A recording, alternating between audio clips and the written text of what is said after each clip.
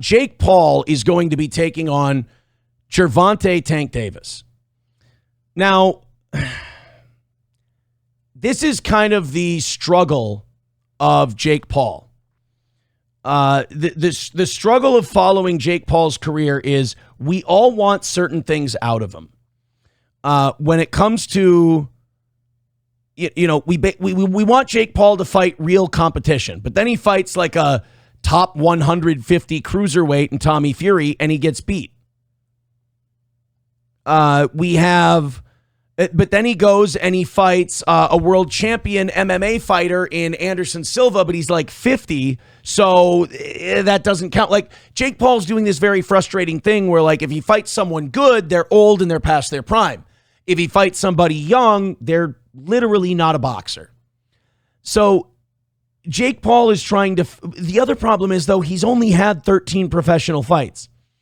And 13 professional fights is hardly any professional fights when it comes to being a world championship contender. So Jake Paul has to do this balancing act. Usually guys with 13 professional fights are getting paid $2,500 a fight if they're lucky. They're probably getting about $800 to $1,000 a fight.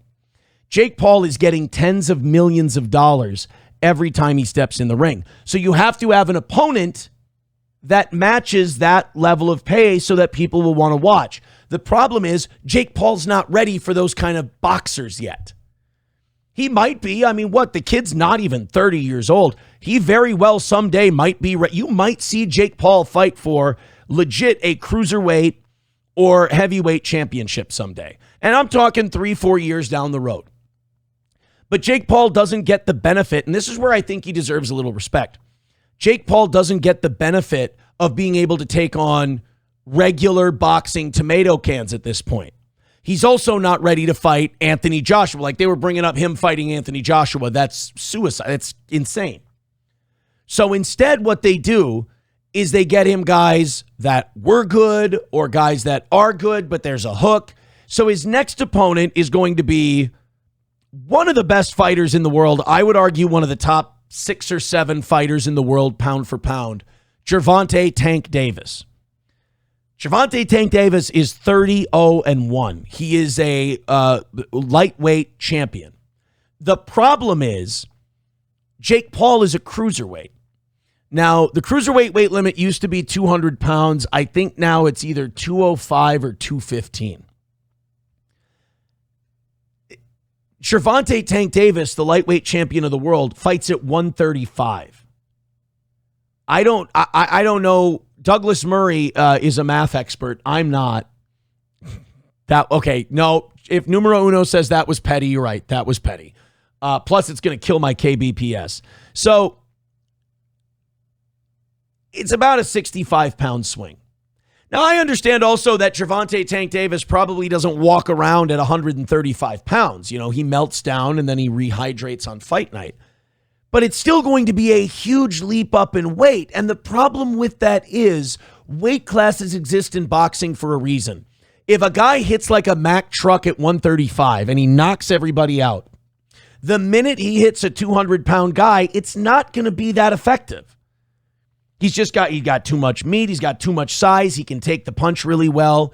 And likewise, if a guy at 205 pounds can't really knock a lot of guys out, but he goes and he turns into a right hand or a left hook against a 135-pound guy, he's going to hurt him pretty bad. So if you're looking for a competitive fight that Jake Paul can win against a relevant fighter in their prime, this is the kind of fight he's going to have to take at his experience level. He's going to have to fight blown up lightweights. Like, honestly, people have talked about Canelo. In order to fight Jake Paul, Canelo only has to gain about 20 pounds. Canelo would fucking murder Jake Paul. And it wouldn't be close. But Tank Davis, I mean, height, weight, Jake Paul's what, 6'2"? I want to say Tank Davis is 5'8", if he's lucky. How tall is Tank? He's 5'5". There you go. Tank Davis is 5 feet 5 inches tall. Jake Paul, I want to say, is 6'2". He's 6'1". So that's an 8-inch height advantage and a 65-pound weight advantage. Now, don't get me wrong. They might do a catch weight. Tank Davis may have to move up to 200 pounds. I don't know. But this is fucking crazy. The bout will take place at State Farm Arena in Atlanta and will stream live globally on Friday, November 14th on Netflix. Now, let's also not forget, this could really damage Tank Davis's career for two reasons, reputation-wise and physically. Because one thing about boxing, if you move way the fuck up in weight and then you come back down to fight at your normal weight class, most of the time when guys do that, they don't come back. They're not the same. The damage to their body ages them horribly. Great example, Roy Jones Jr. was murdering everyone at 175. He was the undisputed light heavyweight champion of the world. Nobody could touch him. I would argue, and I've watched Floyd Mayweather in my time. I've watched Roy Jones Jr. in my time. And I will tell you, Roy Jones Jr. might be the best fighter I've ever watched in my life. Prime Roy and Prime Floyd are both unbeatable fighters. And Roy Jones may have been more dominant in his day than Floyd was, because Floyd had some fights there where it was close. Jose Luis Castillo, Oscar De La Hoya, Miguel Cotto, Marcos Maidana. There were some close fights in there. Roy Jones Jr. killed everybody, barely lost a round. So in 2003, he decided to move up to heavyweight, and he hired this guy named Mackie Shilstone. Mackie Shilstone is this legendary trainer who helps guys bulk up responsibly. Roy Jones moved up to heavyweight. He got to 205 pounds. He put on 30 pounds of muscle to fight John Ruiz for the WBA title. He won. He crushed John Ruiz.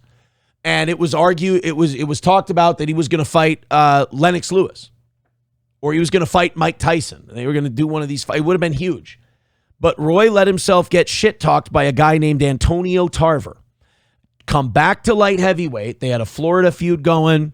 Come back to light heavyweight. So he had to shed 30 pounds of muscle to fight Antonio Tarver. He was never the same. He squeaked by. He beat Tarver in the first fight, and he should have retired. Second fight, he gets knocked out. Ever since then, Roy's been getting put on his ass. And it's because he moved up to heavyweight and he dropped 30 pounds of muscle. You got this Tank Davis, who's one of the most marketable fighters in the world in a very competitive division. 135 and 140 in boxing is hot right now. He's going to move up for this giant payday with Jake Paul, and it could wreck his body. And then all of a sudden, you lose to a fucking YouTuber. That's what they're going to say. You lost to a YouTuber. What does that do for your value when you try to go back down to 130? I don't know, man. There's no reason for Tank to take this fight. If you win, you're a lightweight world champion and a pound-for-pound great who beat a YouTuber with 13 fights. If you lose, you lost to same. So I think this is a bad idea for Tank Davis. And now you've got accusations that he's ducking Lamont Roach. Lamont Roach is a fighter who knocked Tank Davis down. The ref didn't rule it a knockdown, and because he didn't rule it a knockdown, Roach didn't get an extra point. The decision came out to be a draw. If they had ruled it a knockdown, Lamont Roach upsets Gervonta Tank Davis. So Lamont Roach wants a rematch with Tank as soon as possible. It's hard to say that Tank isn't ducking Roach to fight Jake Paul. Now, you can make the argument that it's a business. It makes more dollars. It makes more sense. But from a competitive standpoint, it looks like he's, like Roy Jones did, running away from Tarver to go to heavyweight. Tank is running away from Roach to get to Jake Paul because he thinks it might be an easier fight. I don't know, man. I don't like it. Jahar with $1 says, your face don't match your words. Wrong with you. They said Rumble's being silly today, so who knows. Thank you for the $1, Jahar. But I just think that this... King Kong Dong says, what about Chavez? Julio Cesar Chavez Jr. hadn't been a competitive fighter for 4 or 5 years. So, I don't know. I don't like the matchup for Tank Davis. I don't think there's any win in it for him. But I will also say that if Jake Paul wins this fight, he can put a pound-for-pound fighter on his mantle, and it's really good for him, even though it's going to look weird. 6'1" versus 5'5" is going to be really, really strange. People are saying that Rumble Studio OBS is fine. This is a Rumble Studio issue if it's fucking up. Guys, do me a favor. Hit refresh and it'll probably be fine.